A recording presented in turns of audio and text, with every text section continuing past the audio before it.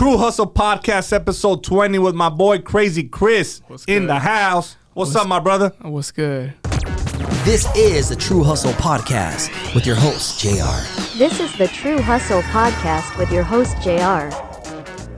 This is gonna be fucking You guys are running apart. You guys remember Gus Burgers? Yes, right there on Slauson. Yeah, they had the best meals. Like for $1.10, you get like a whole bag of fries. Yeah. Dude, okay. I used to get the $1.10 fries from Gus, and then I'll skate over to Tom's and get the 99-cent 108 burger, and then go to Sam's Liquor and get a 2-liter for $1.35, and then I had like a hamburger special that I could still share, like with the fries and the drink. For half the price? Yeah. Oh, yeah. shit. So I would ditch, right? I would ditch from HP High. And the fools from fucking Gus Burgers knew us. So we'd be like, hey, like, we don't want to get tickets. Could we leave our backpacks here? And then we'd be like, yeah, but you have to fucking buy a special. Say no more. Give me 3 specials. Boom. We will eat and we'll leave our shit there. And then we would come back and pick it up. Just so we wouldn't get tickets. Anyways, fine. This is going to be crazy. Well, then, you know that donut shop that was like in that shopping center? Yeah. So in school, I used to be in French class.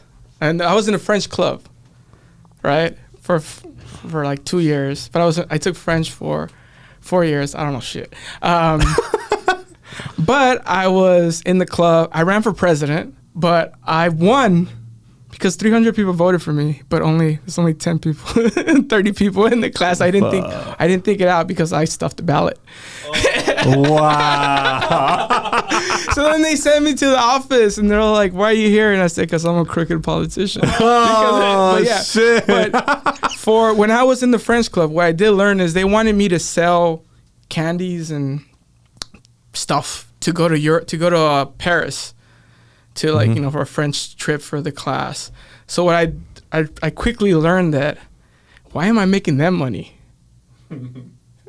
Why am I making them money? So I would go and buy a dozen donuts at that shopping center with Gus, and then I'll sell each donut for $1. So I would be I'd be the one guy walking around with a pink box selling donuts for $1. But then I was crushing it. So then I went to 99. I would buy the 4 for $1 chocolate bars and upsell them for $1 each. And then I would be slanging them, betos and all that. And people would be like, "Bro, why are you doing that?" I was like, "Because you're not gonna go do it. You'd rather pay me $1 than go to the dollar store and pay $0.25." So you were hustling. I was hustling. No, I was hustling since like kindergarten. In kindergarten, I used to sell pencils for like $5, $10 because I kind of my mindset was already made that these kids don't know the value of money. But I kind of knew the value of money as a kid, but not like how I know it now. But I was able to like persuade a kid to give me their birthday money for a pencil or a baseball card, because I used to collect baseball cards, but not really because I was a fan of collecting cards, just because I knew there was money in it. And so my mind was a little bit not developed in a way. It was developed in a way that I was a hustler. Yeah. So do you think that type of mindset at such an early age made you a little bit more curious and it got you into like what you do now? Kinda. But at age 15, like my dad passed away. That's when I had to take care of myself and kind of help out with the family. That's when I really started like, I got like a job at the skate shop.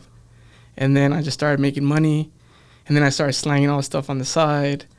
And then eventually I bought a camera. But I picked up a camera when I was a kid because my dad had one of those over-the-shoulder ones. Okay. But the battery didn't work. So we would get, they had like a battery you could connect to like an extension cord to like plug into the wall. Yeah. But we'll get a yellow extension cord and like run it to the alley. And I'll try to record skate videos with it. And we would always keep recording videos, but we never edit them until like we tried doing VHS to VHS. That's the hardest thing to do. I bet you some of the listeners are like, "What is VHS?" Yeah. VHS. So I went from VHS to was it DV, high 8, DV. I don't know. I've been through like all the facets of. So you've seen technology just transition. Like, it's so old now. So you seen, like, bro, when I started filming, I was doing this. oh, Like this, bro. It was like this. You know, I had a big tripod and everything. You have to go like that. I had to tell the DJs not to move so much. hey, keep your movements limited, bro. Oh my god. Shit. So, at 15, you picked up the camera. Like, okay, well, you had already picked it up. Yeah. But like, when did you say, you know what?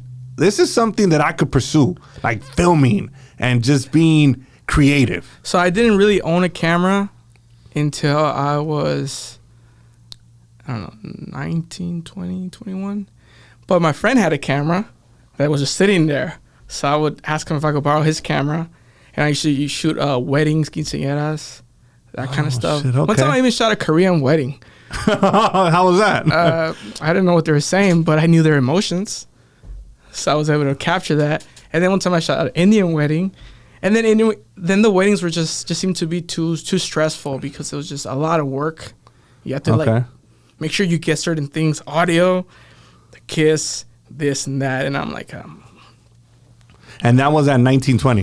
yes. How did you transition to working with Steve Aoki, Tyga, and so- everybody, all these big time dudes that you're working with? How did that happen? So at 18, so I went to Huntington Park High School. What? Ba, ba, ba, ba. So my counselor told me, don't do a 4-year college. Try to do the 2 years at a community college and then transfer over.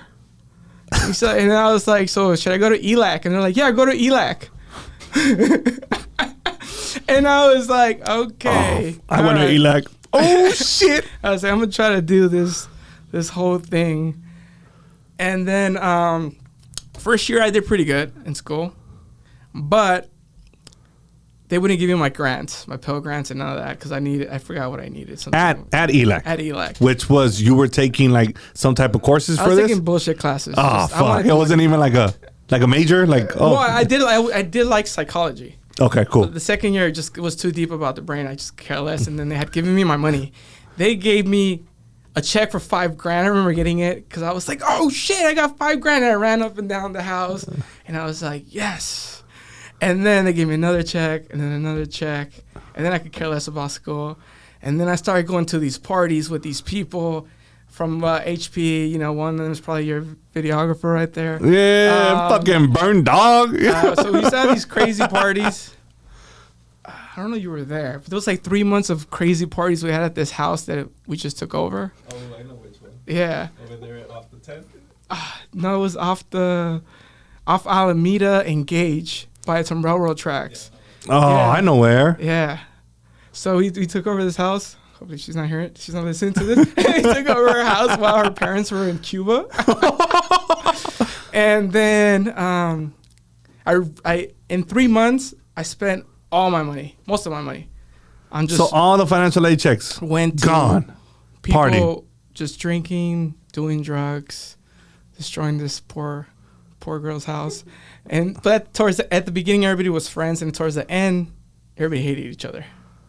Fuck. But what came out of that, I did buy a camera and I did buy a computer. So I was finally able for the first time to connect from a camera to the computer and transfer the footage. Okay. So we're there. That's the first time I got a computer. But I was broke. So I used to work with my mom through an agency at a fish packing warehouse on Bandini. Oh, I thought you were going to say right there in Bell Gardens. I No, worked at a Bandini. From an agency. From an agency. Me So I got too. like $6 an hour. $6.25. Something like that, Yes. yeah. And I had a big afro. So, and I didn't have a car. So imagine getting out of work, smelling like fish and having an afro and getting on a bus around 3 o'clock when people get out of school. And I'm still like 18, 19. It's just like, I was like, damn. So then I kept working there. Then, you know, agencies, they move you around. Yeah. So like I moved out to a different place for electronics.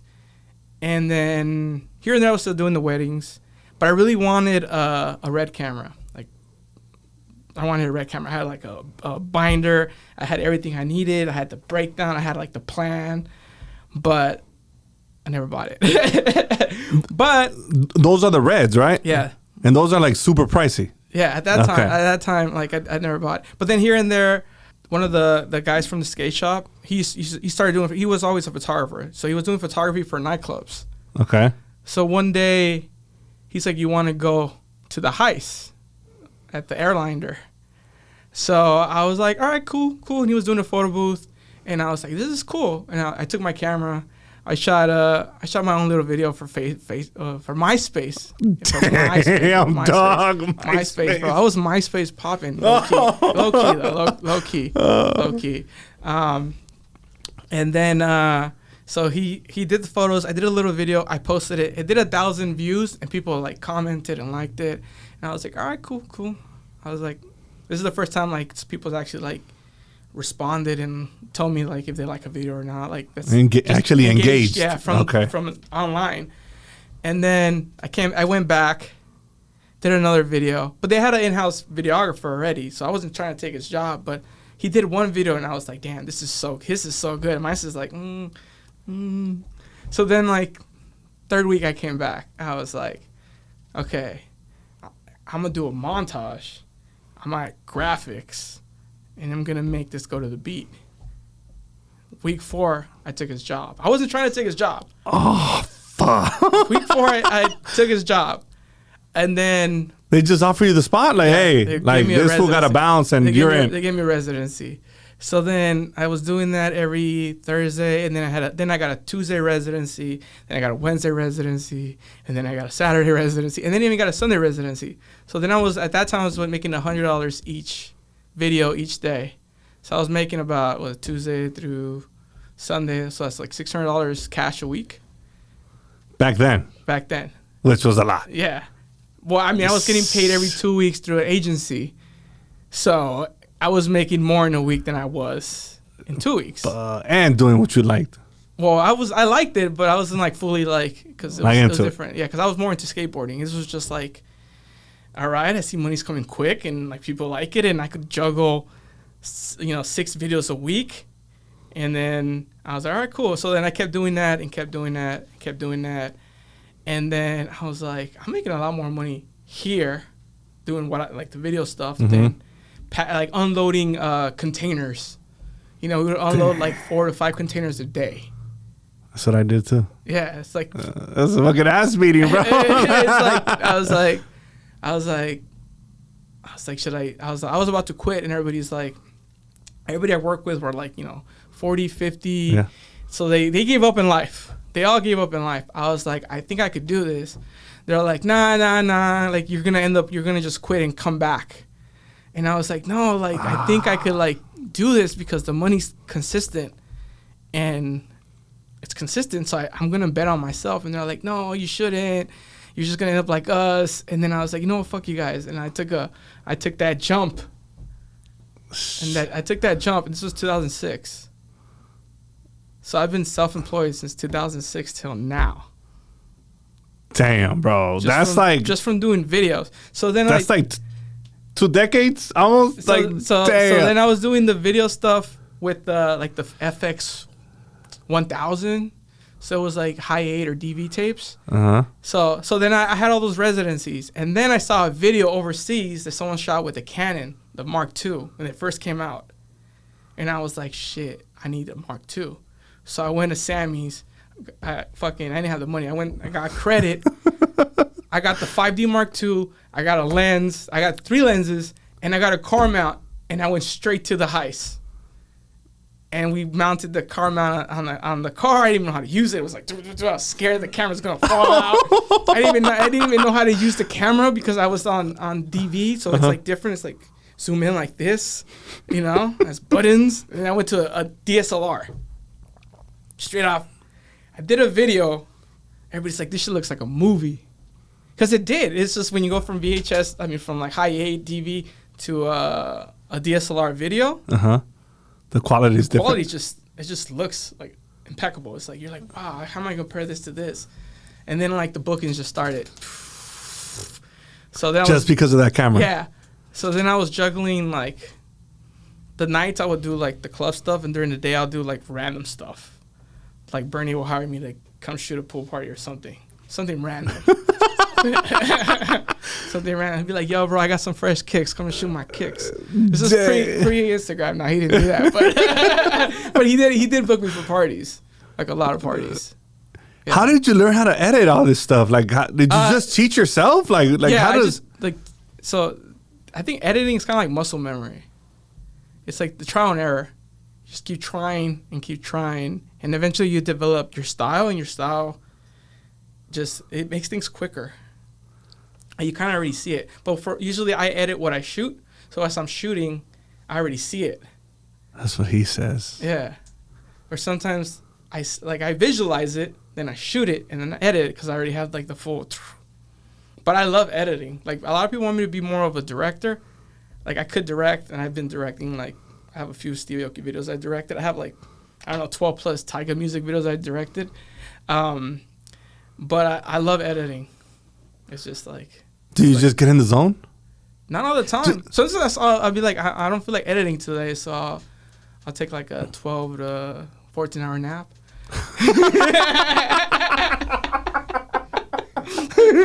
That's more like a siesta, bro. That's not fucking, bro. Oh, okay, shit. Okay. So the reason why that's a nap, so I work with Steve Aoki and many other artists, but I'm currently on tour with him. And he has the Guinness World Record for most traveled in the world. Uh-huh. So he does about 300 shows a year. So usually, like, let's say we do a show, land in Vegas. We do a show from 1 to 3:30 a.m. 5 a.m. we're on a jet or on a plane. So we sleep on the plane. We wake up, we go on an adventure. Come back, eat, shower, import, charge the batteries, and then go do another show. And then by the time that show's done, give it like 4 hours later, we're on another plane. So then that's usually like, the weekend, like, Thursday, Friday, Saturday, Sunday, Monday comes, I'll recover with some sleep. So, but sometimes I got to come back and edit. So it's like, sometimes when you're trained and you're tired, you can't think clear. And then you'll edit something and you come back and you'll be like, oh, it's kind of sloppy. Or you miss little things. So you need some rest. Or you need like an energy drink or like a nitro or something. Oh my God. So you go back to back to back to back. Yeah. And you said he's a little like spontaneous, right? Yeah. So it's like you do some. Yeah. This one time we landed in Acapulco and I was literally wearing pants and like some nice Jordan 4s, the 4s. Uh-huh. And he goes, we landed, went straight to the beach. He went straight into the water. Like, it was so spontaneous. I didn't have time to I was like, fuck it, I can't take off anything. So I just went in the water. Oh, shit. Because it's like, you got to capture the moments. So you just say, fuck it. Yeah, sometimes we expect it. Sometimes it's like, fuck it. Like, there's a photo somewhere. I don't know where it's at. It's me holding the camera like this, fully clothed. And we're like in Bocarai. I think it's called Bocarai in the Philippines. Okay. And I'm just like, this is because we had to do the same thing another time. And I'm just like filming him fully clothed, but making sure the camera does not go in the water. Yeah, but it's like you gotta like his whole thing is like by any means necessary. It's like if something's going on that's like amazing to capture, it's like why am I gonna like say stop and it's just happening natural? It's like no, you gotta like fucking. But I think like sometimes working with people, you already kind of know something's gonna happen and you're just like ready. But usually I just record everything because you never know. Because you don't want to miss shit. Yeah. And then you never know. He seems like a spontaneous dude, so shit's gonna happen and you need to be recording. Yeah. He'd be like, you got that? And I'd be like, yeah. Okay, cool. So then you tour with him for long periods. Well, I've been touring with him on and off since 2012, but I started shooting for his management in 2008 for like some other DJ. And then I came back with him 2012 on tour, but then I did some stuff 2011. And then with Tyga, I've been touring with him on and off since 2011 till now. I just do more studio stuff with him. And then Let me see. So it's a long time on and off. And in between, there's other artists too. Yeah. But he's like your main, like one of your main ones. Yeah, it's one of my main ones. Yeah. And I stick with all the people I work with from the beginning. I usually go back and stick with them. It's like I like working with the people I work with. Like I'm not gonna like try. Like if we don't click, it's not gonna work. Because if I don't click with the artist, and they don't click with me, it's not gonna work. So it's like like the first artist I started working with was Peanut Butter Wolf. Then I worked with who did I work with after? With Chris Brown here and Tyga, but not through them, but doing BTS. And then, you know who really connected me with Tyga? So Tyga's team was looking for a videographer, and everybody was started tweeting my name. But I think the one person who like sent them my name was Oscar Moreno Jr. No. OMJ. Really? OMJ used to book Tyga for like whatever the Montebello party was. QC. Yeah. QC's? Oh, shit. Yeah. And that's how you got connected with him? That's how I got connected with Tyga. Yeah. And how is it working with him? With Tyga? Yeah. I love working with Tyga. He gives me like more freedom than Steve, but Steve, now I'm doing more like music video stuff and I get more like my own creative. But the tour stuff is like just more capturing lifestyle. But with Tyga is like I've shot covers for him. Like I shot the cover for the artwork for Taste. Taste is at 9 million. No 9 million fucking way. Right now it's about to go diamond pretty soon. So I shot the cover for that, the artwork. I shot a few other albums and singles. So I kind of started shooting photography because of Tyga, because he made me like, yo, I now need photos more than video. So then I started doing more photo. Now I do both. Yeah. So he kind of like pushed me in that direction, like you should be able to like do both. So then I was like, I should be able to do both. But in this industry, you should be able to do more than just what you normally do. You should be able to do it all. Or if you can, if someone gives you like, yo, can you do this? Sometimes like an opportunity will come in, like if you can't do it, you'll say, yes, I could. And then you'll figure it out, like hire a team to do it. Because it's like some opportunities don't come around twice. Yeah, you're right about that. You got to take the first opportunity and then like just figure it out. Yeah. Shit, that's crazy. So you filmed like the majority of his videos then? No, I do like for Tyga, I do more like I used to do more like the low budget, no budget. But they still stream like they still do big numbers. Like, you know, 1 million, 5 million, 10 million, 30 million, 50 million. Yeah, those are some big ass numbers, bro. Those are big ass fucking numbers, dog. Oh shit. And these are like the more underground hits, you know? Yeah.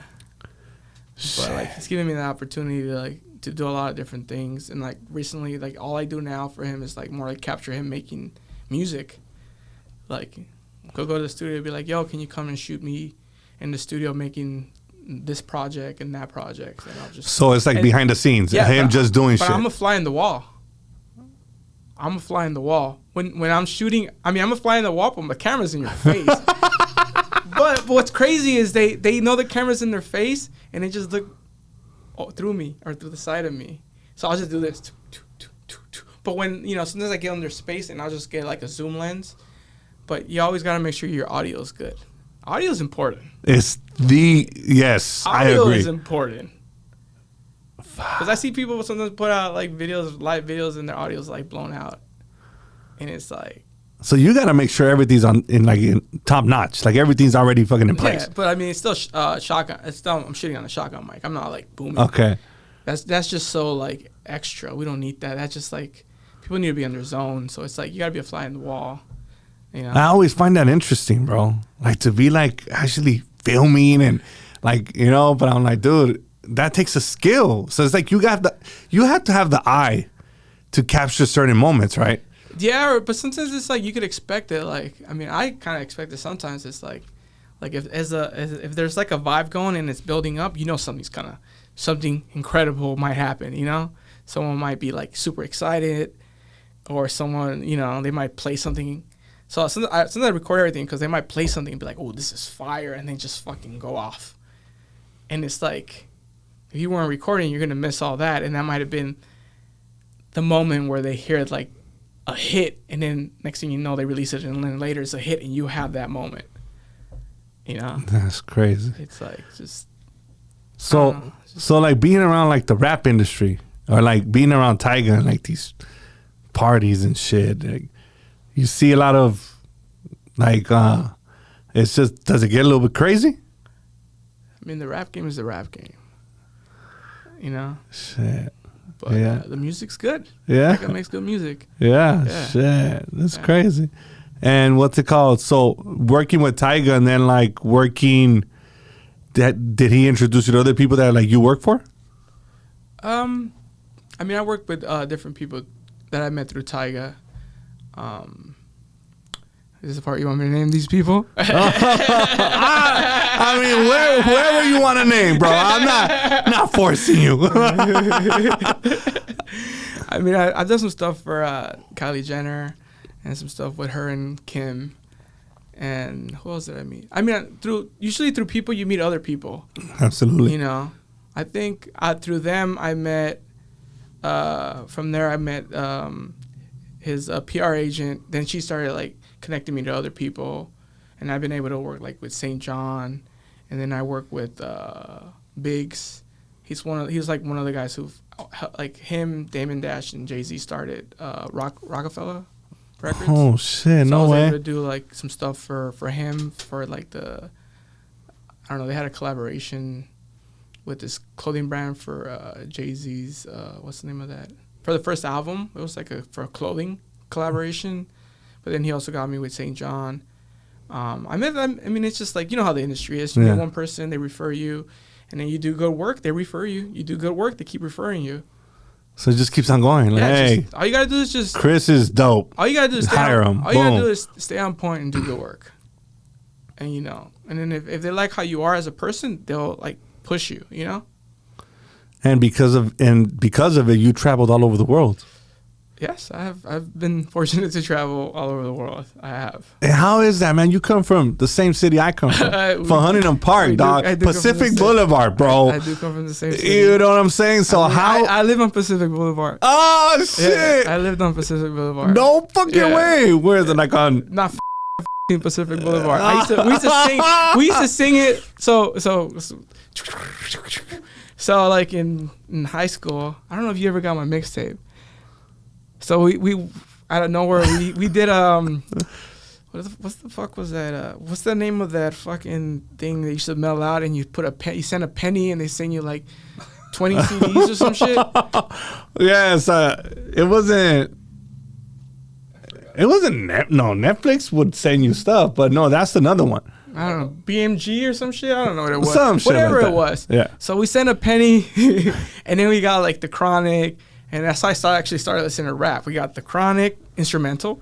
We got Tupac, All Eyes on Me, Blink 182, Enema State. What else we get? I don't know. We got a bunch of stuff. But then we had like the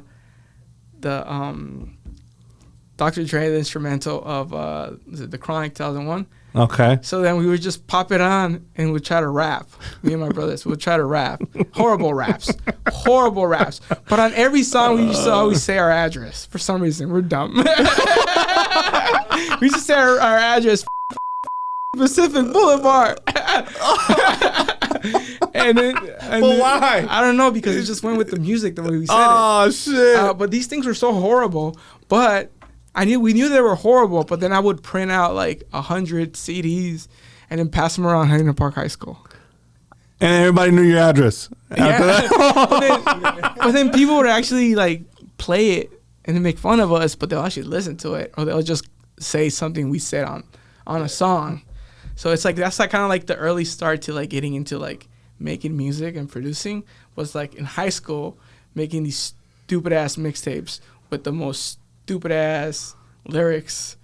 I think we had a motherfuck song where we said motherfuck like 800 times. And then you said your home address. We said our home address. Yeah. Pacific Boulevard, apartment A.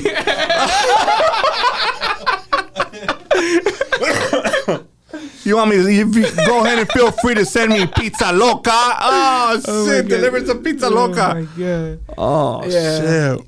So I don't know. So We're kinda all going- over the place now with this. Yeah, no, but that's Power funny. editing.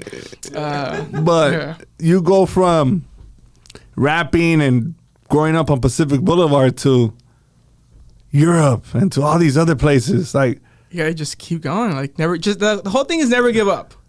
That's the whole thing. Is never give up, because there's times where you're gonna be like, "Fuck, I'm done."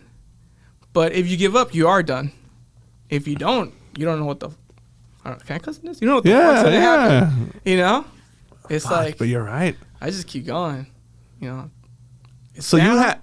up, you're down, you're up, you're down, you're up, you're down, and you're up. I mean, if you're an independent contractor, self-employed, you're down, you're up, you're down, you're up, you're down, you're up. It's just, it is what it is. I say it's a And then fucking you're roller up, coaster. And then you're up, up, up, and you think you cleared it, and then you're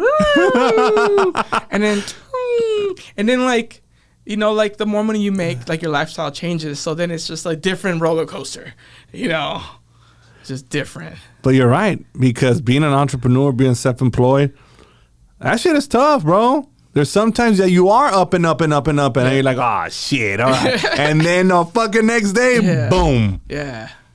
But you got to get back up. Yeah. And you got to keep going. You got to keep going. Yeah, like. And then, like, you look back and you're like, dude, I came this far, dog. I used to rap on CDs, homie. And I used to say my fucking address, dog. You know, and pass these fucking CDs around Huntington Park High School, I dog. used to say and sell the berros in school, and I sold the chocolate bars and the donuts. But like all my hustle really comes from my mom, though. My mom Really? came from Acapulco. Like she just moved when she was a little like young. She moved and she was selling like lemons over here. No Yeah, way. and then she started working like, you know, all the agencies, and she actually like after my dad passed, she saved enough money to buy a house. In No City of way. Bell, you know, In Bell? in Bell. Damn. on That was like Atlantic. a step up, fool. On Atlantic, That's a you know, step up. On Atlantic, but this time we weren't rapping about our address, because this address just didn't like go with the beat. Randolph Street, you know. I mean, my brothers still actually have a link to the mixtapes, but they're kind of cringing. Dude, I want to listen to him, dog. Cringing, and there was some in Spanish too. Oh, fuck. some Be Real shit in Spanish? Like, yeah, but more like I think Be Real / Daddy Yankee. before Daddy oh, Yankee. fuck. Yeah. And you never got the opportunity to work with like Be Real or any of like the Latino like rappers? No, but I helped shoot a video. I did more of BTS for a video for what's that guy's name? Gerardo Ortiz one time. No fucking Yeah. way. Oh, and actually I shot a music video for Steve Aoki and Natael. Nah. Canelo. It's called Kong 2.0. You go right now on YouTube. It's called Kong 2.0. I'm gonna listen to that shit right now. I'm gonna listen to this. Yeah. So I work with some Spanish artists. Yeah. I just shot a music video with Steve and Dana Paola. I think I know who she is. And then I shot a music video with Steve and this girl named Gracie. Okay. In the Spanish. And how's that setup? Like, do you have a full blown setup, or like, how does that even work? Like, I mean, like when you shoot. This is just I'm just interested. I had no fucking clue. So the way I do it is run and gun. I don't really do permits. Fuck it. We'll like. You're from HP, bro. I learned this. Well, I mean, we're HP, but I learned this like shooting Well, Tyga. Pacific Boulevard. I mean, shooting videos like with Tyga, we're just more like spur of the moment. So it's just more like run and gun. Because it comes out more natural, right? Yeah, it's And more like- raw. I mean, T-Raw. I mean, Damn, that's right. well, like it's like sometimes it's like just shoot, ask questions later. Yeah. if questions are asked, but like, you know, some stuff we do permits. I haven't had a chance to do any music videos yet with permits yet, but everything's. We're really from HP, homie. That's right. Representing, fool. We're representing, dog. Oh my god! You know that?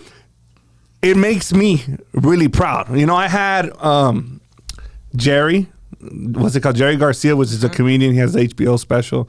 He's been on, and he's from HP. Okay, that's cool. I had Edwin Arroyave, which is the owner of Skyline Security. Okay. He's like a big time dude.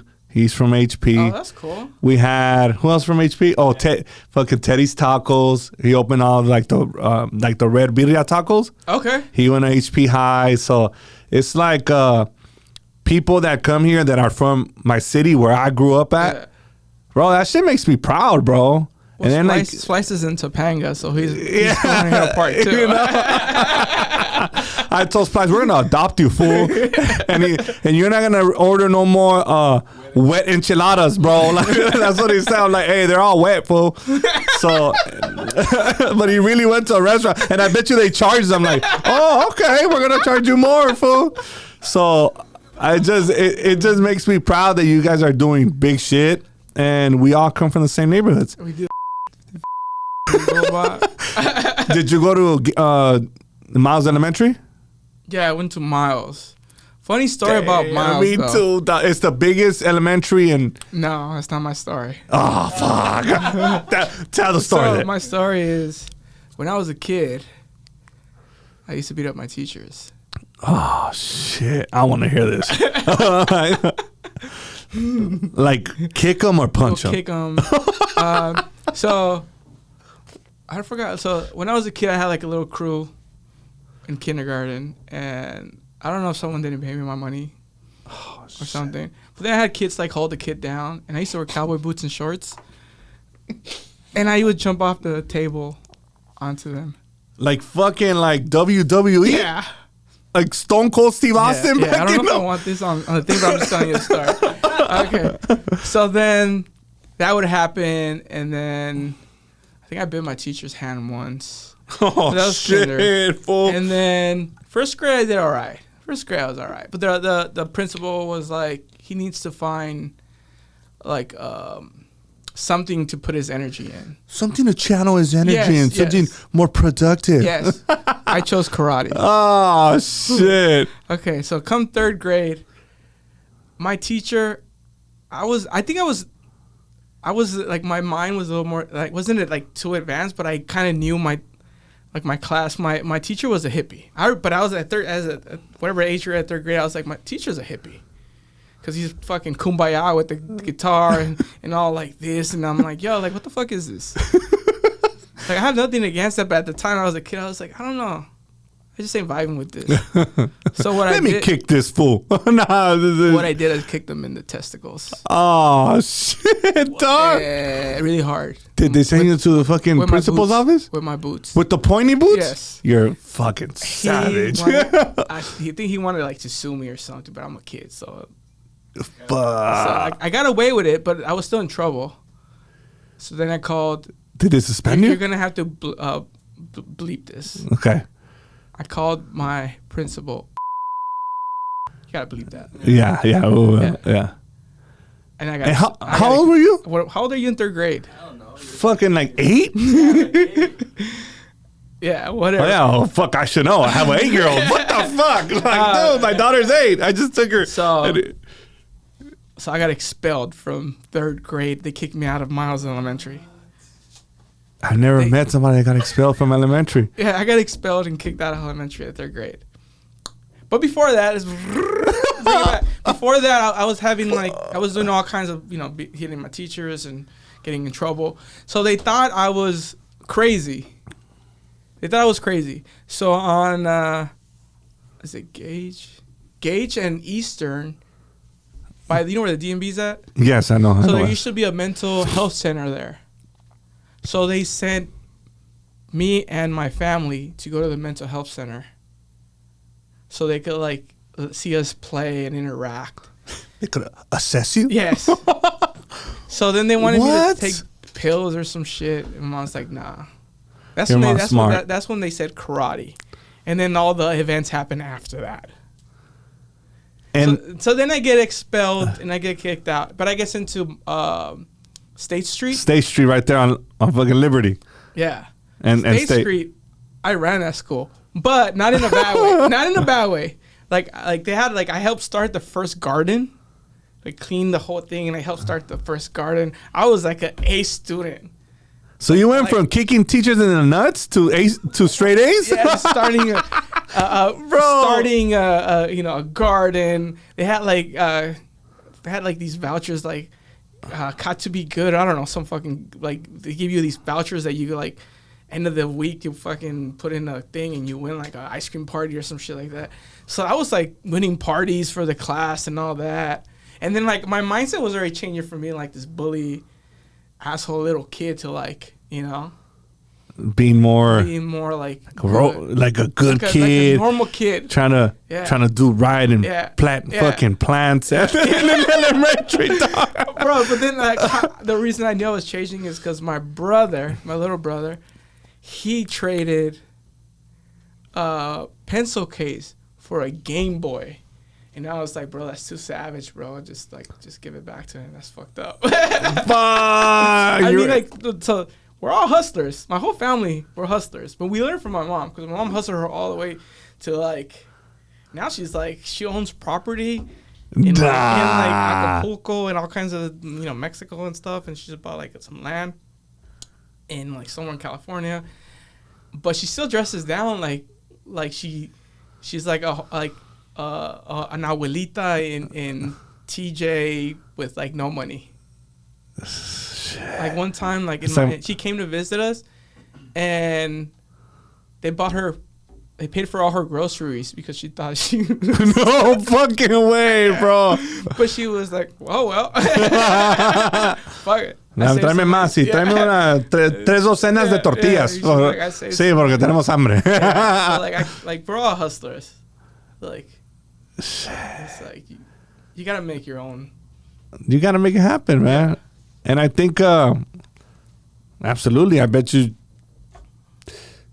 she came from Acapulco. She came from over there and was like, hey, I'm gonna make it happen. Yeah. United States is where you make it happen. So from all my brothers, I'm the only one that doesn't have like my job is not like a normal job. So everybody has like a 9 to 5? Well, it's 9 to 5, but some of them are salary or whatever they do. Yeah. But I have like on what's the right word? What the fuck is the word? Like, it's not a normal job. There's a word for it. Like inconvenient, not a conventional job. What's the right word? Unconventional. I have like an unconventional job. Unorthodox. Whatever. I went to college. I mean, yeah, we went to the same college. Community college. Huskies, what's up? Community college. Did you ever get to do the 2-year plan and go to a 4-year university? So I did the 2 years at East LA College. Huskies, what? Graduated. Then I went to Cal State LA. Okay, you did and I graduated. Okay. We chingon, the only one in my family. What? Yeah. And then I didn't use it for shit. I mean, but now you got a podcast. Yeah. But yeah, since I have like a unconventional job, like my family's very supportive because it's like, I bet it on this route and it's working. So I feel like they're like, you got this, even though sometimes it doesn't look like I got it. It's like, you got this. And they show a lot of support, you know? And it's like, it helps me to keep going. Did it take time for them to actually see like, holy shit? Maybe my mom. You know? Because she's like Mexican. She'd be, ¿estás loco? Yeah. Qué menso. Ve a la escuela, cabrón. Ve a aplicar allá para que te dé un trabajo. ¿Dónde vas a hacer esa pinche cámara? I can just imagine. But the thing is, like, once she saw me making a little bit, she kind of knew. But my mom is very different. Like, I almost didn't graduate from school. But, like, 11th grade and 12th grade, she'll be like, mijo, you want to go? You're going to go to school? I say, nah. She'll be like, okay, it's your future. Whatever you want to do. And then I wouldn't go to school. And then I barely graduated high school. But you graduated. I graduated. That's right. What year? 2000. I believe that. 2002. Beep. That shit, dog. I don't want people to know how old I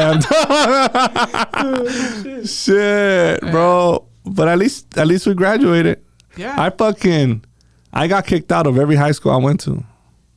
I went to HP, and then I went to Bell, and then I went to Southgate, and they kicked me out of Southgate. I went to the continuation school across the street.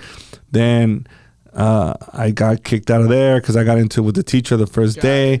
Then my parents moved to Southgate.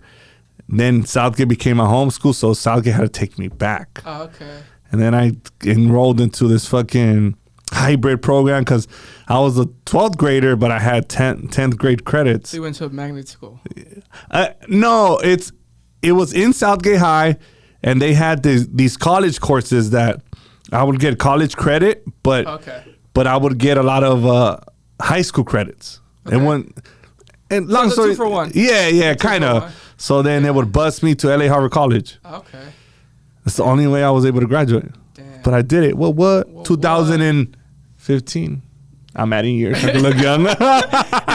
And you know what? If you would have planted a garden when you were like in 3rd grade or 4th grade, it would have changed your life.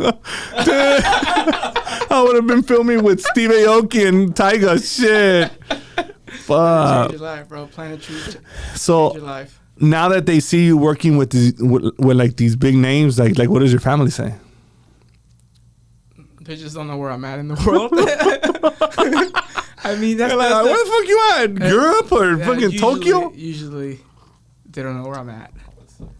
Does Steve Aoki give you like a schedule? Oh yeah, we have a schedule. Usually, I have come January, I have a schedule for the year.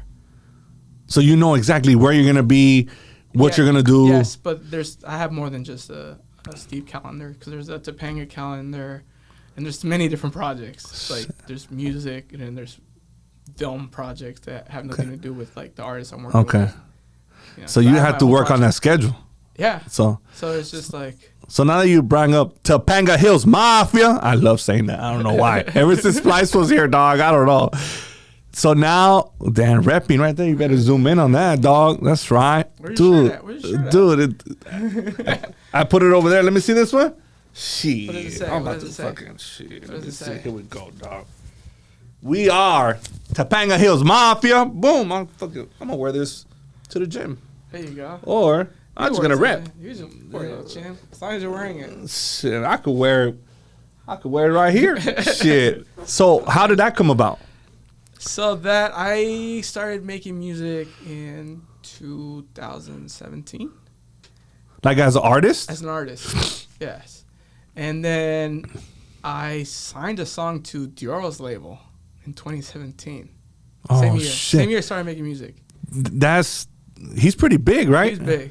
He's big. He's like big. Yeah, he has songs with like Tucanes and like Elvis Crespo and Chris Brown. Oh shit! So how was that? I signed a song to his label, and it did well. So I kind of saw that I could probably do this. But with me, it's like things that I want to do. When I'm doing it, I'm fully committed. So there is no in between. There is no in between. Good. But I will take a break. Absolutely. You know, I don't want to rush things. So that came out, and then every year I started dropping music. So I started dropping music, and then I started collaborating with Splice. But I've known Splice for years. So I started doing some collaborations with Splice. I met Jay Silva, who's in Topanga. Splice is also in Topanga. I met Jay Silva when I was on tour with Dioro, because I was shooting a documentary that never came out. And I met Jay, and we hit it off. And then he ended up doing the remix for the song's called Vietnam. He did the remix. He put Lechero on. There's also has Young Man, the rapper, in there. And then we premiered it at EDC, but he had like the opening set. So it was like, there was people. It was EDC Las Vegas. And it was just like, it was unreal. And then I just kept dropping music. You know, now some of it is really good. Some of it is like, no, I can't listen to it. But it's still good music. Like, you know, one song has 40,000, 100,000, 250,000. So that people like it. It's just like, it's a different style it's a different vibe that I'm on now than I was before. Because, you know, it's like you got to like elevate your sound. Yeah. And, you know, different vibes. And then, so we did that. And then 2020, during COVID, it's like your mind, you were either like chilling and like just chilling. Mm-hmm. But I was like pivoting, like what else can I do? Because a lot of people chilled. Because it just brought things to a fucking complete stop, right? Yeah, people chilled, and I was like, yo, like, this is the time. Like, if you don't do anything, you might get left behind. So I started making little videos here and there. Like, we started developing this one song with like Simba, who's on Atlantic. It's called Ride With Me. We started developing that. That took 2 years. So then we did that song, and then I still needed like the rest of the features because there's like 5-6 features in there. But I was shooting a documentary for another artist for Steve's label, and we're in the Topanga Hills. And then I was like, we need a name because I can't use my previous name because now it's like 3 of us, and then I can't be Crazy Chris Films because it doesn't cross over as an artist. It's not okay. So I was at the Topanga Hills, and then someone was like, gang, and I was like, nah, nah. That ain't it, dog. Nah, it's not gonna be Topanga Hills gang. I was like, no. I was like, Mafia. And it just like rose. It's just like it sounds good. Yeah, I don't know why I like saying it. People didn't even know what it was. It's like Topanga Hills Mafia. It's just like sounds good. But then when you Google it, it's just like now when you Google it, there's a lot of us. But when you Google Topanga, it's a lot of like hippies, like it's like a different lifestyle than what the brand is. So then I was like, I came up with the name. We started pushing it, and I was like, this has a good name to it. I trademarked it. It took 2 years. I trademarked it. I own the trademark for the name, so which is good because you should own your brands. Exactly. Yeah. So I owned the name, and then I started developing merch, and then I was promoting the name. People liked it. So then we started releasing music, and then it's a slow build because we're barely in year number 2, and the same year we did a few songs. Jay Silva was added to the lineup for EDC Mexico, and he goes, I know like the music wasn't really done yet. He's like, but we have a few ideas. So he's like, let's premiere the brand and the group at EDC Las Vegas. And at the time set was 8:00. So we had at the Dos Equis stage. So there was like 3,000-4,000 people on his stage. Oh shit! There we come out. And just start like he plays the Topanga song, and we just start throwing shirts out and And how was that? Because you were always recording other artists. I got so like, how was that? I got a taste of it in EDC Las Vegas, but there wasn't like 4,000 people, 3,000 to 4,000 people at that moment. But here there was like 3,000 to 4,000 people, and I had no videographer, no one to shoot any footage.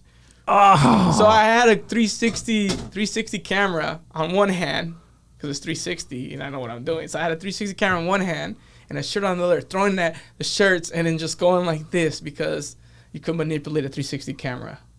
So I already knew I don't need a videographer. I'm going to shoot it myself. And I wanted it to look a certain way. So it's a 360 camera with like a 12-foot pole. Let's go. Shit. Yeah. And then we had the other angle, which was it was being live streamed. So we knew it was being live streamed. So it was like, what a better place to unveil the group. That's crazy. Yeah. So then after that, the first single rolled out as Topanga. It's called Ride With Me. It has like Simba, who's about to be on tour with Tyga. I think he signed to Atlantic. And then we started rolling out some like Spanish stuff. And so Topanga is a mixture of like Latin vibes, hip hop, reggaeton, and just pretty much anything we want to release. Just like really no set genre, but it has to still kind of be a vibe. Absolutely. We don't just drop to drop. It has to be a vibe. We are doing a lot of remixes to songs we really like, and those could be like a vibe that's still us, but still more of whoever we're remixing. So we got to remix a song with like Redfoo and Danger Zone, and Redfoo, used to be in LMFAO. Yeah. And we got to do some content with him. We did another one with we remixed a song that had a Rich the Kid and these other DJs, and that did well. And then we have a few other unreleased remixes that are coming out later this year. I cannot give it away. Damn. All right. It's for a big artist. Big artist. Shit. Off camera shit. Off camera, homies. Yeah. VIP shit, dog. Yeah. HP shit right here. You guys can't get you gotta subscribe to True Hustle podcast subscriptions. There you go. Shit. That's crazy. When you say that shit and all that, it reminds me of Concrete. Oh, that's my boy. Yeah, it reminds me of Concrete. Yeah. That's crazy. But Damn. So then you got your hands full right now. Yeah. So we have some music I'll play for you guys. Okay. So, but it's just What'd you write? What's it? travel stories. Oh, travel stories. Damn. Okay. I mean, that's what I'm Pacific Boulevard. It's because this fool likes to travel. I'm like, fool, we grew up in HP. Bro, my favorite place to travel to is Japan. Japan. Why? Japan is just, the food is amazing. And then it's just like, people are so polite.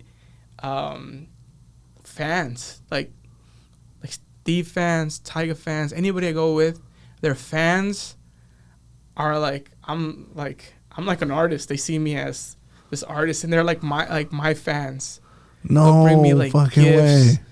notes, food, cookies, toys, and then I usually return, like whenever I travel like to Japan, I always take like shirts, stickers, hoodies, and then I'm just like on my story, like anybody who wants a free T-shirt, message me now, and then I just start bang, bang, bang, bang, bang. I get back to them. So they show love, but you show love back. Yeah, as you should. You know? As you should. Yeah. Absolutely. Yeah, but Japan is like the ramen and the sushi and the yakitori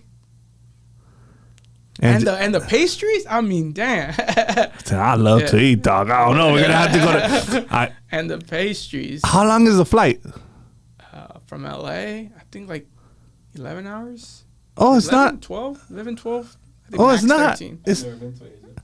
I mean, it's not that long. I think the longest flight I've been to maybe was 18 hours to India.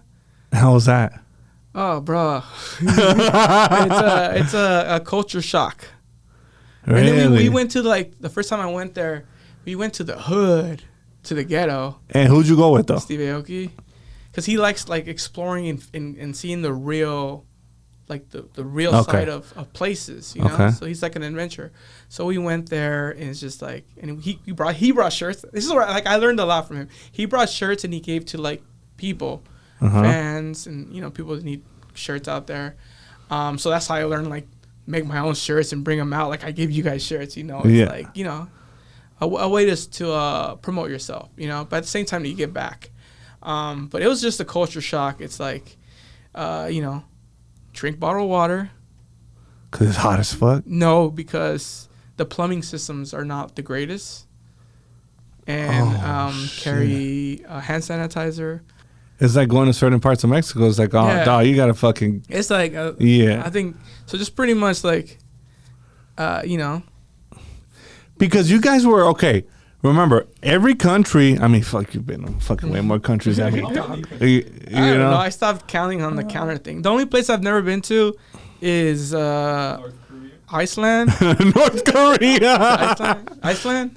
Is that where the lagoons are? Yeah. Yeah. I don't That's even the know. only He place. knows. Haven't been to Iceland. He's North Korea and Antarctica. But you've been And everywhere maybe else. some parts of Africa. I only went to one place in Africa, which was maybe a few different. Okay. Johannesburg is in Africa. Yeah, it is. And I've been to South Africa. I've been to maybe a few different cities. Which one? Okay, you said one of your top destinations was Japan. Yeah. Which one are your top? Okay, your top three. Japan will be number one, Yeah. and which ones are the other two? New York. New York? Yeah. No way. Yeah. New York's a vibe. If you're creative, it's the best vibe. It's expensive. It's expensive. Extremely expensive, but it's a vibe. And then I would say maybe what's the name? I had it at the top of my head, but I must not. It must not be my favorite if I can't remember the name. What's the name of that? I'm spacing out. Switzerland. Really? Switzerland. Yeah. So we went the first time I went to Switzerland. So I'm afraid of heights. I can't swim. Damn, we're fucking brothers. The fuck? Okay, so Steve loves extreme sports. So he Oh shit. took us to do canyoning. So canyoning is What is that? you get in a wetsuit and you climb a cliff and then you jump into the water and then you rappel down a waterfall and then you jump from one wall to another wall and you slide down through the wall into a stream of water and then you just keep doing that. you keep doing it until you get to the bottom. And it's like optional, or he just says, Well, "Come on, no. Chris, let's go." Well, I'm just curious. I dog. didn't know what I signed up for, but like we drove an hour out, and it was a group of people, so it was like it was like a tour kind of thing where it's like, Okay. so it's like, I had to do it. At the same time, it's like it helped me like my fear of water, so it's like I stayed up there for a while though, and then But with the wetsuit, you float. yes, but like come on, bro, like if I've never jumped into water from anywhere, I'm gonna panic. So. Yeah, So he's fucking like- Steve will kick me out of the group. Dog. So he's Steve like, Aoki would you not got have this. it. He's like, I'll jump after you. So then it took me a while, but I knew there was people waiting and we had to keep it going. So then I just, instead of jumping, I kind of walked off. But then I was panicking. And then he jumped after, and then he's like, bro, you're good. You're good. You're good. You're good. And I was like, oh, yeah, I am good. And then, like, we just kept going. It's just all mental, huh? It's all mental. Yeah. Yeah. And then, like, we were in Ibiza, and then he'd be like, jump in the water. And I'd be like, as long as I have my vest, I'm cool. You know? So he got me, like liking the water more and not being so scared of it. But I still have the vest on. Hell yeah, dog. Hell yeah. I still have the vest on. But with him, like you experience new things, and like he helps you like push through like you got this. It's all mental, because it is all mental, you know. And then we Yeah, just push through. like for me, I don't like elevators, right? Oh, you don't like elevators? Nah, dog. You take the stairs? If I can, I will. Okay. If I have to, in Vegas or when I've been to New York, yeah, I had to. There was no other choice. But I'm like fucking sweating and shit. But I remember once I had to go to El Segundo because I had to pick up some documents from this attorneys because I had to close 3 deals. That paper was 3 deals Okay. of mine. And then I was like, fuck. I went, and when I seen the building, I was like, man, fuck it. Boom. I got in there. I didn't even think about it. It was just like, okay, yeah, I guess you're not that afraid, fucker. Like. He's like, money talks. Yeah, so it's like, it's all mental. Like, not once did I even fucking. He's like. Ding, I got there, and I went down, like nothing. He's like, fuck. He's like, 3 deals Or be scared. I'd be scared and stay down here and shit. But I like, oh shit, the mortgage is due, so, and the car payment. Damn, I gotta pay for my neon light over here. I had to pay to get that fucking trademark too. Damn. Yeah, I gotta own it. Shit. Yeah, JR. Hell Wait, yeah. no, that does not say JR though. Nah, that's true hustle. Right away. It's funny that you brought that up. I was like, nah, fuck that. I had the attorney file everything. Yeah, Like this that's shit. your shit. I gotta own it. As you Because this should. shit is It's a gold mine. yeah, Yeah. hell yeah. So I'm gonna start True Hustle something foods. yeah, there you go. And, hey, this shit could be a true hustle. I'm not gonna give people ideas. Beep, beep. You have to beep this and beep that. Shit. So We should do a whole section where we're just beeping everything. for For real. the teaser. So I For the met teaser. beep beep, and then we did beep beep beep beep. Fuck, and people be like, "The fuck are these fools talking about?" The reactions like, The reaction. Oh, and this person, beep beep beep. Fuck. That's good. So so where are we at? I don't know where we at. so what's it called? We're at Topanga Hills. Topanga. All right. And Splice is a cool ass dude. Yeah. Yes. So you guys met a long time ago, Yeah. and then you just hit it off. Yeah. I met him in 2010. He was a fan of my videos, and that's how we met. And I started making videos for him, and then we just clicked. It's kind of like my brother, in a sense. Yeah. That's dope, Yeah. man. That dude is a cool ass dude, Yeah. bro. He really is, dog. He'd be ordering what you said. Yeah, I'll never let him order wet enchiladas. I got him. I said, hey, bro, all enchiladas are wet because or else you'll be ordering a taco. Like, dog, like, you know what I mean? So I bring that shit up a lot here. Like, I always say, like, hey, they're all wet enchiladas, fool. They're all wet. I ain't gonna let them do that no more. But that's what's up, man. Yeah, so there's a lot of music coming out, and eventually DJ gigs. So we're working up. So it's just like I want to build the community, the fan base with the music, So just build and then build through merch. And then when the time is right, that's when we start doing shows. But I don't want to rush anything. I want to go to a show. I don't think I've been to a. Yeah, trust the process. Yeah, I haven't been to a actual music. What about like QC's 2020? Damn, fool! I remember. Oh yes, I've been to QC's. Like fuck, that's a long time ago. Bernie, what was the name of your production party company? Let's see. What is it? Spotlight Entertainment. No, that was high school. I used to do videos for Spotlight Entertainment. No, that was high school. The nightclub was QC's De la Thursday. Noche. De la Noche. Oh, that's Yeah, what yeah. fucking Wiz Khalifa's like. The hottest label around De La Noche. I was the first person to book Wiz Khalifa in LA. Were you? Yeah. At Cinespace. Damn, fool. And then he blew up and fucking has his own weed now. Khalifa Kush, or what is it? Khalifa Kush. Shit. But Yeah, so I think like your music stuff, it goes hand in hand with all your like connections then, right? Like, cause you know a lot of people in the industry, right? Yes, but your music still needs to be good. Yeah, it still needs to be dope, right? Music speaks louder than word, like louder than who you are. Like if you're a cool guy and your music sucks, you're just a You're cool just guy. a cool guy And your with music- shitty music. Yes. I mean, it's the truth. Fuck, you're right. You know, and the thing is, like in the music industry, there's a lot of people with amazing music. It's hard to break through. You know, some people break through really fast. Some people it takes time. You know, you never know. Yeah. You know, I'm just gonna keep it going. I mean, I'm not doing it.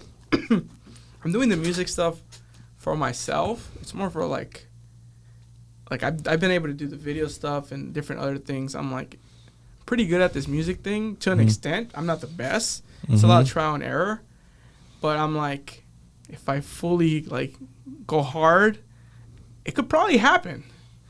As long as the product is there and it's quality, you know? I mean, I could make some TikTok songs for like, 10 seconds and you'd be like, yeah, this is a TikTok, but it might not be my best music.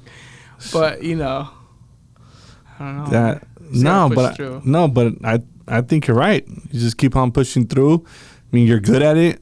Just don't give up, Just don't give up. Never quit. you know? Shit. And if your song, if my music sucks at the start, I'm gonna just keep pushing until it sounds better. Just keep going until you get that hit. You know, I mean, I'm not trying to get. I mean, I would love a hit, but I'm just making what I want at the moment. Does that make sense? Yeah, it makes perfect sense because now you're putting out what you feel is good for you. Yeah, I'm not like, I don't go in the studio and be like, This is gonna I'm be making a a hit. hit or this is a hit. It's like the way for me. It's like if I like it, maybe one more person likes it, I'm putting it out. Like if I like it, it's coming out, and if people listen to it, then that's dope. If they don't, well, I'm my biggest fan of my music. I will still listen to it. Like all the current stuff, maybe not the older stuff, but all the current stuff. Not the fucking Pacific Boulevard. Pacific Boulevard. Nah. That I cringe. I cringe. So what advice would you give to like any young youngster that's trying to pursue like what you did, like how you started, do like videos for these big names, or like they want to pursue a career like in like doing the type of stuff you're doing?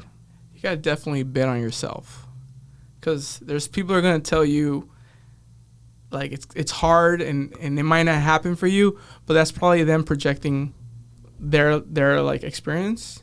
Everybody has a different experience.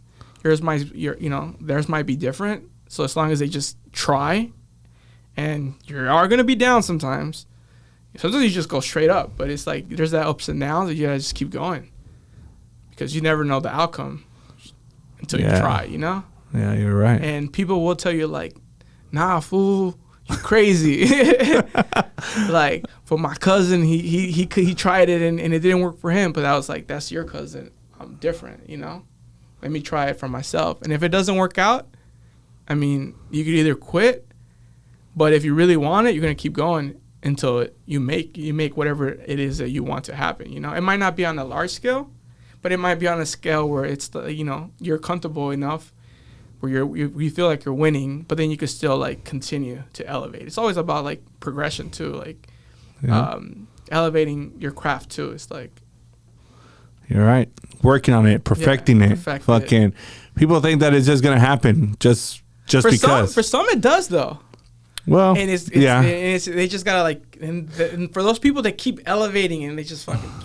But it happens because you think they're consistent, like they just keep going. Consistency is important. Yeah, consistency is important, and also what I think is important is like your delivery for like a videographer. If you say Monday, have it Monday. Don't just be like, hey fool, well, like you see, like my computer, it wasn't charged, and then like my hard drive, like I left it at my other house, but I'll get to it tomorrow. It's like, nah, if you pay me for Monday, I need like I'll have it Monday. Like you just deliver it. Have my money Monday, fool. It's like your word is like everything. Your word is your bond. Yeah, your word is everything. Pretty much, that's the bottom line. It's like if like for me, my specialty is like next day, same day. Oh shit! Like someone will book me like, hey, like I know it's gonna sound crazy, but I need you. I'm looking for someone to take all this footage and have it ready by morning, and I'll be like, well, this is the price. If you say yes, I'll have it by morning, and I do. Unless there's like some crazy amount of footage, and then it's like, all right, you guys are crazy. You gotta pay me more money for that. Like if I'm gonna stay up, bro, all fucking day. I mean, all fucking night. Yeah. Yeah, you gotta pay. Yeah. So like, which makes sense. Like I do a lot of rush orders. Like like that's like my, I guess like I like crunch time. Like fool, you got this much time, do it. But like that mindset is like from working with like. Some of it's from working with Tyga and some with Steve, because it's like with Steve we do so many shows that if we do a show on Wednesday, the content needs to be ready Thursday morning to be out, because then we have a show on Thursday. Shit. Because then if you put that content from Wednesday on Friday, it's kind of irrelevant because we already did another show in between. So it has to be done, fully edited, ready to post. Yeah, unless there's a different plan for it. But also, like with Tyga, one time I shot a video and we did like a few takes, and he goes, "Can you have this by morning when I wake up? Because we need to promote it." And it's like, I don't say no. I say like, I got it, and then you gotta just figure it out and like do it. Because that's why some people hire me for that reason, because I could stay up all night and like fucking go through a bunch of footage. You must really enjoy coffee, huh? I do love coffee. Fuck. I drank a coffee real fast before I got here. But I don't do hot coffee. So I down a nitro, but it was a nitro in a can. I down it really fast because like I was before I got here, I was out in the sun because we got some digital Topanga Hills Mafia billboards. Topanga Hills Mafia. So we launched like this campaign. We're doing like 20 states, and all you're gonna see is Topanga Hills Mafia. Like no way. For I don't know. Right now we're doing like maybe like 2 months, just to kind of like visibility and awareness. But it's so hard since the word mafia is in here. It's so hard for advertisement because you cannot say mafia. So I had to put a parental advisory. So I stayed in the sun shooting content, and it was so hot, and I was just like, the sun drains you. Absolutely. So taking photos, different angles, pans out, selfies, calling to the rest of the team, doing videos with the team as the billboards are going up. But it was like we put marketing dollars, so it's like it's frequent. So on this one you'll see like Adranus Insurance, and then the Super Lotto, and then you see Topanga Hills Mafia. No way. Yeah. You see the casino, then Topanga Hills Mafia. And it was hot, so then I was drained when I got here. I'm like, fucking, bam, and now I'm wired because I'm talking pretty fast. Talking pretty fast. If I had like two, I'd be mumbling. So like a mumble rapper, So then you just boom, boom, and then you start editing, and then you could just go without fucking. The thing is, like, with me, coffee is also mental. So if I have a non-Starbucks nitro, a placebo or like a fake one. If I have a like whenever I drink a nitro cold brew from Starbucks, my mind's already set that I'm gonna have an editing day. It's crazy, and I get into a vibe, and I'm like, I got this. And if I do like a Dunkin' Donuts, I'm like. You could bleep Dunkin' Donuts just in case they want to give me a sponsorship. I love their coffee. Yeah, so then that's when I do that one. If I feel like I'm gonna do like if I'm gonna do a video of myself that I'm gonna edit, then I drink like an energy drink, like a C4 or I don't know, an A shot or what's the other one? Celsius. So it's like you have a drink per task. Yes. Like, oh, I'm gonna have this nitro because I'm gonna fucking go ham. Yeah, and I go ham on an edit. If I need to like shoot content of myself, then I gotta feel a certain way. So then like, I'll take a shower, I'll get on a fit, turn on the camera, I drink my Celsius or whatever the drink is, and if it's some hip hop music, then I'll put on my grills or whatever it is. It's like I turn into a different persona. That's why like the hair is like the artist persona. Like it's like there's the videographer and then there's Chris and then there's like the artist, which is Chris from Topanga, and it's like the color hair and the jerseys and all like the kicks and all that. Like I try to dress fly when I'm fly ass fool right here. But it's because if I'm gonna shoot a video and then potentially content like a music video, I gotta look like extra. So it's like I gotta look like if I'm gonna be in the music video, so then I'll have like grills, I'll have like, so you dress for the occasion, like okay, like if I but then like the energy drink kind of gives me the vibe of like the energy, and I'm like feeling myself, so like before you go on stage with Steve Aoki. Oh, that's different. That's different. That's work vibes. There's work vibes. And there's like see, that's what I'm trying to say. Work vibes, and then there's Topanga vibes. Work vibes is like, it's like a Celsius. I'll drink a Celsius or a cold brew, but it's to power through. It's like you still have to have like,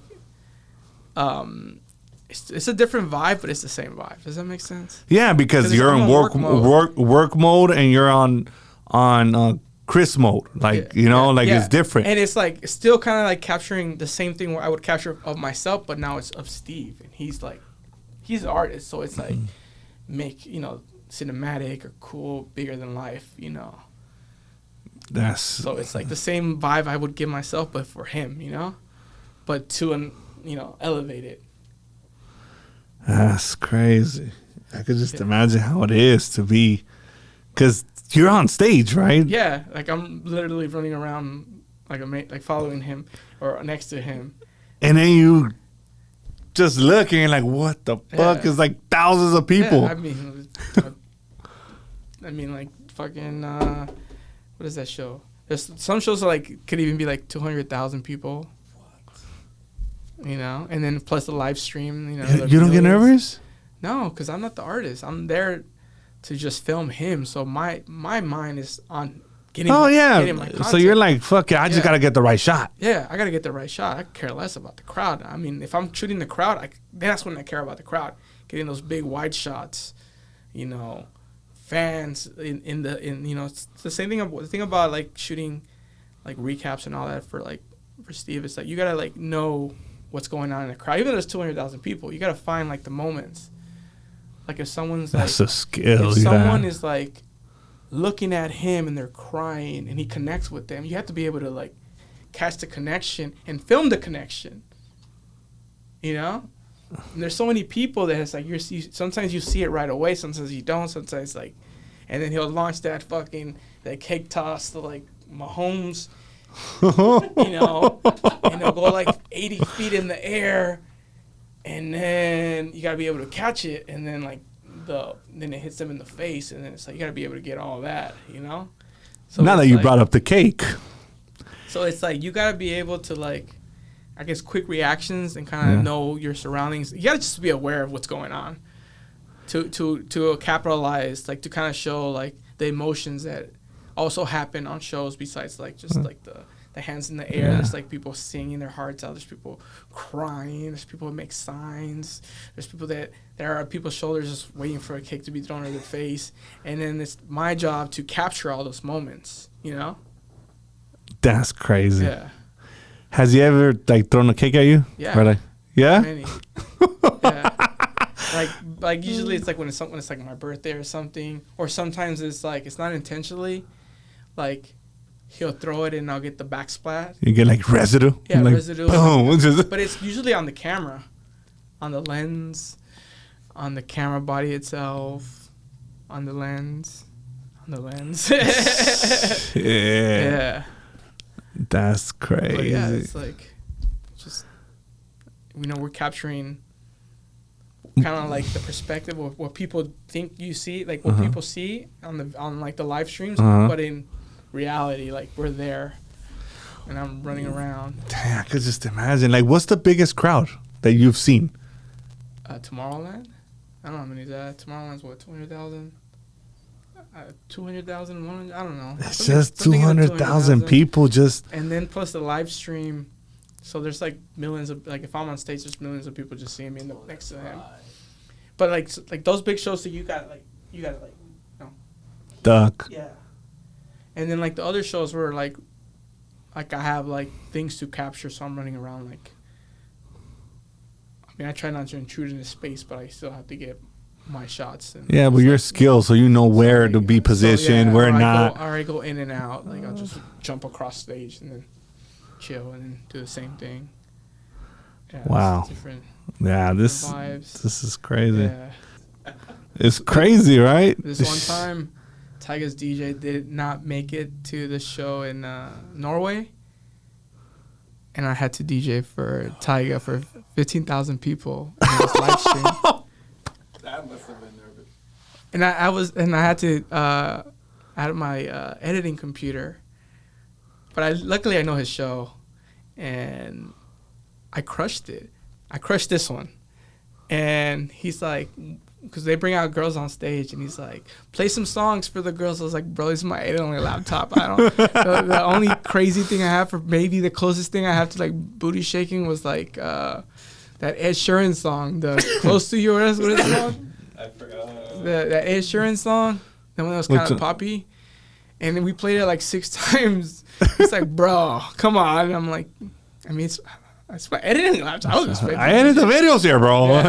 Yeah, but like, what's cool is like I have the footage of the live stream, and I'm in the back, going like that. Yeah, and then we did another show in Abu Dhabi or Dubai, and I train wrecked on that one. He's and that's it. tanked. You were like, oh tanked. shit, I retire. Yeah, he retired me. But I tanked. I couldn't hear. So it was my second time DJing for him. But I didn't know his hand signals, how he communicates with his DJ, because every artist communicates with their DJ a certain way. And then all the monitors were turned, so I couldn't hear anything. And then he was giving me signals, and I just train wrecked. He laughed at me after. He was like, that's it. And I was like, yeah, I mean, what do you expect? I'm your videographer. I'm not a DJ, bro. I don't know the signs and shit. Yeah, but that was the 15,000 was a good experience. And then the small club, I knew I let everybody down. No way. But since then, I've been practicing, That's crazy. Because you never know. And then we're about to start doing shows, so I just got to, like, redeem myself. Shit. Yeah. So then you just get to travel with these people and just do your thing and just. I mean, like I told you, like you have to be able to do a little bit of everything. Yeah. You have to really multitask. Yeah. This one time I had to do visuals through VLC on a monitor, and I'm not a VJ, and I had to so I don't know. They had a screen for us. We had no VJ, and Tyga wanted me to do the visuals, and I was like, bro, I don't even have the software. We don't even have the inputs. I was like, let's ghetto rigged it, Huntington Park style. So I connected my computer through VLC. We screen mirrored the thing, and I just go, poop, play.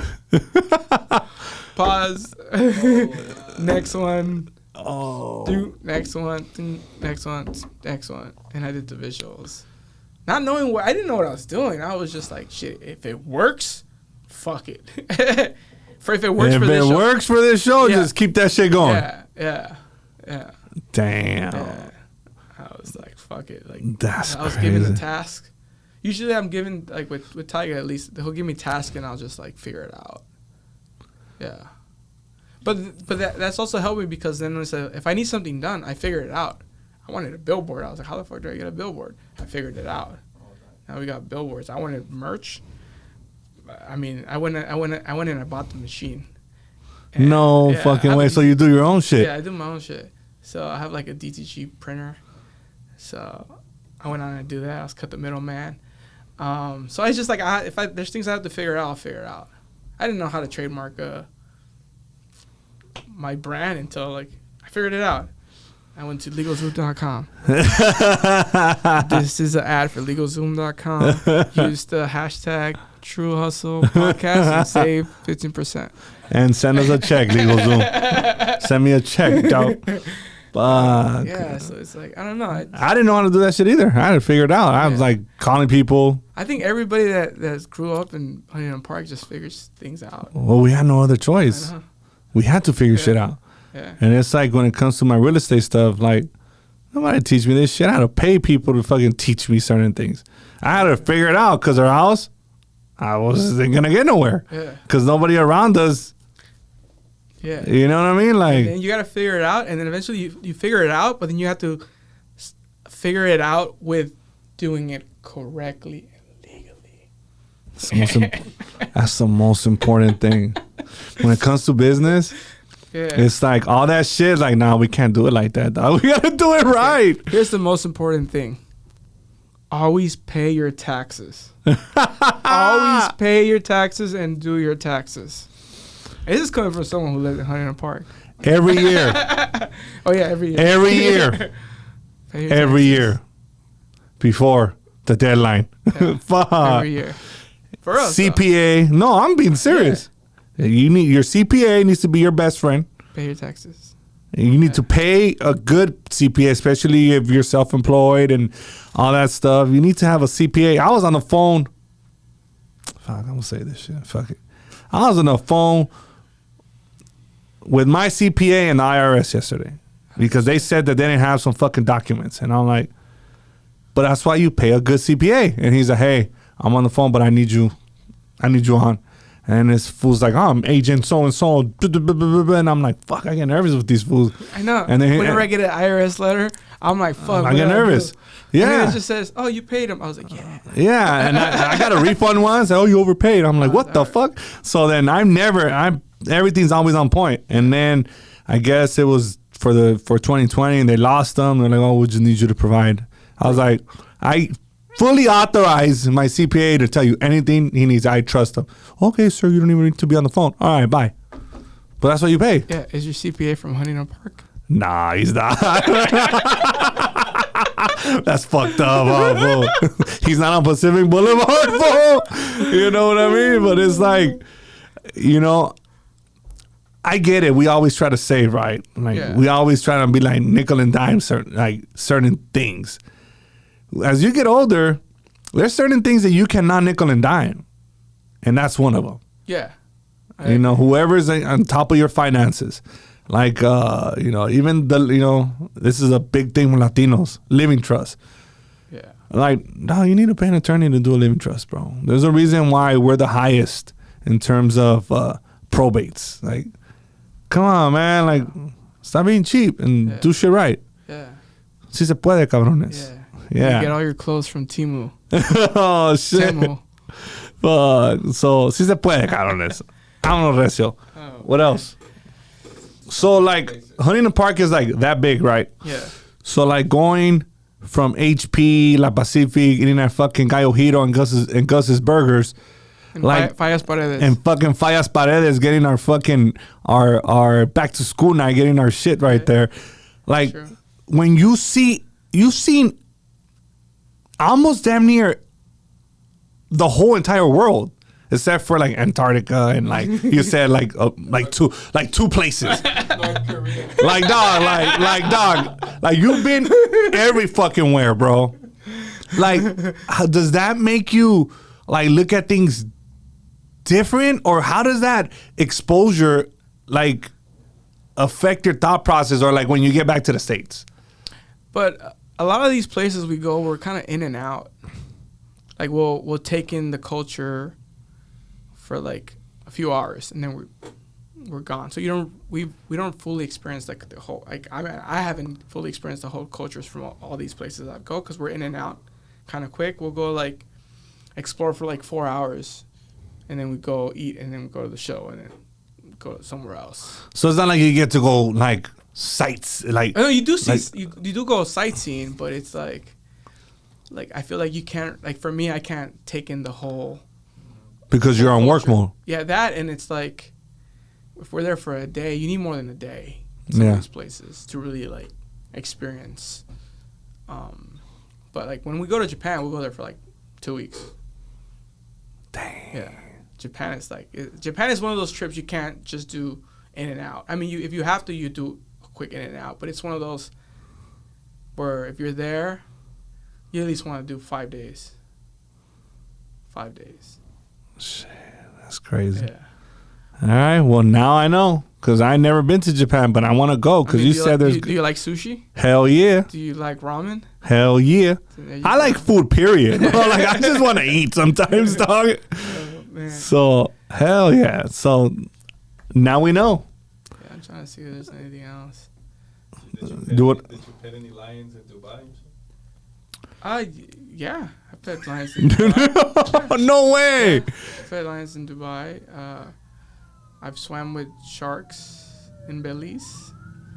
Swam with turtles. Well, just with the, what the fuck. But you have to have your vest on, dog. Yeah. What else have I done? Some cool little things, I did like that Dubai Mall where I put my head in this thing and they submerged me in a cage with the sharks. But the sharks in the Dubai Mall are not like aggressive white sharks. I did that. I mean, Dubai is just an interesting place. I do like Dubai. Is it like Vegas? No. Because they compare it to like. I mean, it's like. It's an incredible city. If you have some capital, you could do a lot of cool stuff in Dubai. I guess that's why maybe that's why it's compared to Vegas. Yeah, because you need money, right? Yeah. Like, it's not cool to go to Dubai without money, basically. I mean, but like the hotels are cheap. Mm. Yeah, but if you want to go, with the quads out in the desert, and then you want to rent a Lamborghini, and you want to go to some camels and whatever. It takes some money, Yeah. But if you're out there, might as well. Might as well. It ain't free, but shit, you might as well do it. Yeah. Oh, I also haven't been to Cairo. I haven't been to Egypt. I do want to go to Egypt though, but I have not been to Egypt. Shit. Okay. Yeah. I never been to Egypt either, or Switzerland, or Dubai. Fuck, fool, I need to get out, dog. Like, so how do you transition into meeting Steve Aoki? So when I was working at the Heist, Heist kind of helped me develop my style and my career, because that's where I started. Okay. In the entertainment aspect. So working at the Heist was like, it was like the best EDM nightclub before EDM was like what it is now. It was like the spot to go. Was it Friday nights? Thursday nights? Like the spot. So Mark Rodriguez, Hyphy Kronk, he was one of the first ones. Him and Cinespace were the first ones to have Kid Cudi. Mm-hmm. So he was already he was with he knew Dimmock and Brian and AM and all those. So I met Steve's people, the Dimmock, the people who ran Cinespace and LAX, through knowing Mark and filming the Heist, and eventually I transitioned into, I shot a video for LAX, which was Steve's night at Banana Splits, or it's called Banana Splits at LAX. Okay. So I did that video for one of the guys on the Dimmock team, and then fast forward, a few years, the heist was still going on. Hyphy did a few more events with Dimmock and AM. So I was slowly like seeing more of the people regularly. And in 2011, I get late 2011, early 2012, I get like a message like, yo, you want to jump on tour with Steve? And I was like, he's like, do you have any work? And I was like, actually, I have videos of Steve that I shot. So then I sent him videos of Steve at the Heist, Steve at Club Dance. There's another club. Steve at LAX with AM. And then Steve at Sutra at the OC. Mm-hmm. And then they saw them. And he's like, all right, yeah. Like, these are good. They like it. Like, when can you start? And I was like, start as soon as you want. And then I started. No fucking way. Yeah. And then in between that, like, I also did, I had a residency with Red Fool for his party at Dre's. It was called Party Rock Wednesdays. And then we used to do that every Wednesday. I used to, like, you know, cut sleeves, you know, half zebra pants, half not, and, you know, a heart chain, and like go do the filming and do the party. But like I always like loved the whole LMFAO vibe. So it was kind of like me being me, you know, but like filming, and it was like a cool vibe, which is cool. Like you fast forward from Party Rock Wednesdays to now, and now we have like a remix for one of his songs, and then we got to shoot content in that style that is their vibe, and he really liked the ideas, which made it even cool. So it's like the whole full circle. But there's a lot of full circles that connect, you know. Yeah, that's crazy, and it's your vibe, right? Like yeah. you were. Yeah, but I mean, like, I vibe with everybody I work with. I vibe. It's like, if I can't vibe, it's like I said earlier, it's just hard to work with. I mean, I could still do the job, but it's like, if we're gonna keep working together, it's better if we vibe, because it's kind of like we just move faster, and and then I learn. The more I work with somebody, I learn exactly what they want without them telling me, and it's just like, there's no need to be even telling me. I already know. I already know the assignment. That's what's up. Yeah. Hey, bro, do we vibe, bro? Because if we're not vibing, dog, nah, just kidding. And fuck, this was a lot. This is a lot. I'm over here like, fuck, you been everywhere. Like, you know, like, bro, I maxed out 5 passports. Fuck. Did you get the purple one? I'm almost at the purple one. Yeah? There's the newest one. Yeah. Damn. And like, put it this way, like, at the early beginnings, 2011, 2012, or late 2011, I flew to Lebanon. Like, I literally got on a flight, landed in Lebanon. We did a party, got back on a flight, landed at LAX. I got red flagged. And for the next 6 months, secondary screening, another screening after that. That happened to me. So they're like, why were you there? I was like, well, we did a party, and then we came back. But I was working. He's like, so you mean you flew, did a party for 4 hours, and you came back, and you got paid? Yeah. And who paid you? I was like, the artist. What does the artist do? I was like, he's a rapper. It's like, so then they're like, all right, welcome. But then every time after that, get in the room, get in the room, get in the room, get in the room, get in the room, get in the room.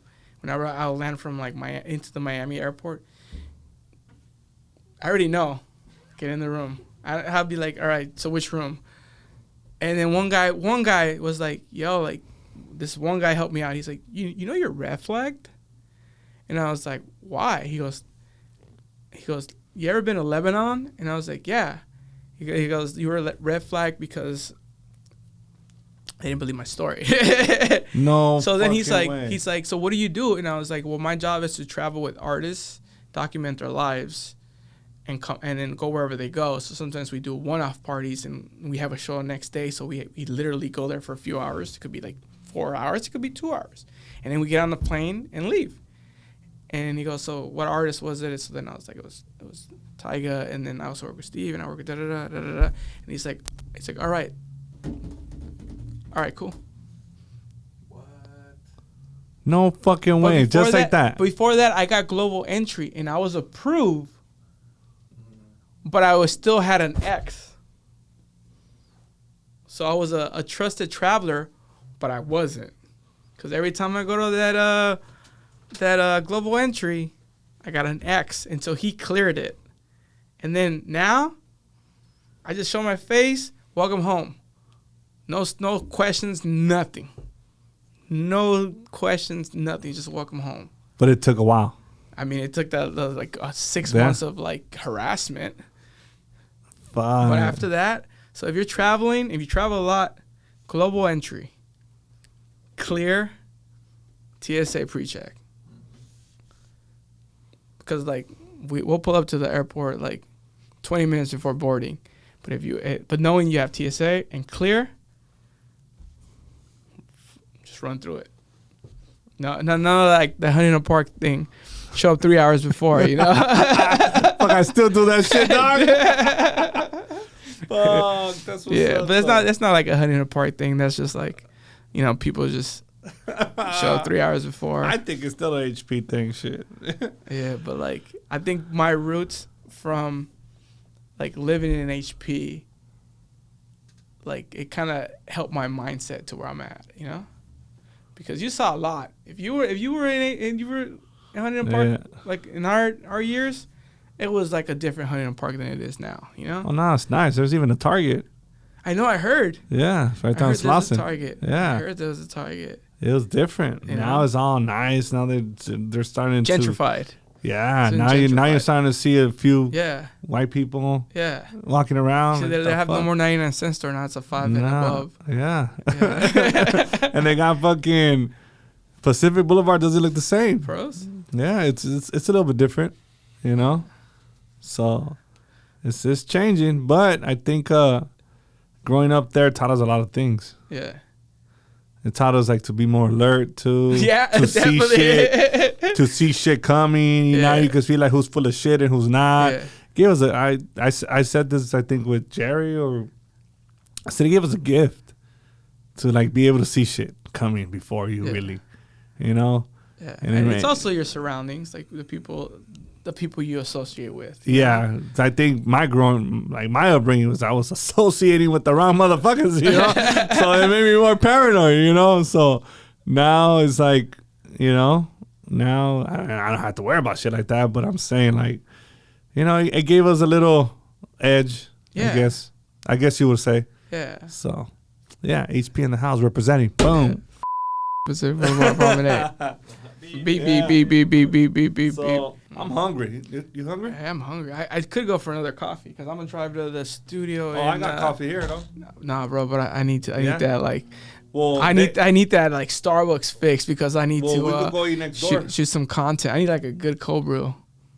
There's fucking Starbucks right here. All right, are we doing that? Are we charging into the True Hustle company card? Let's go, dog. It's a tax write-off. I'm hungry. Bro. Tax write-off, bro.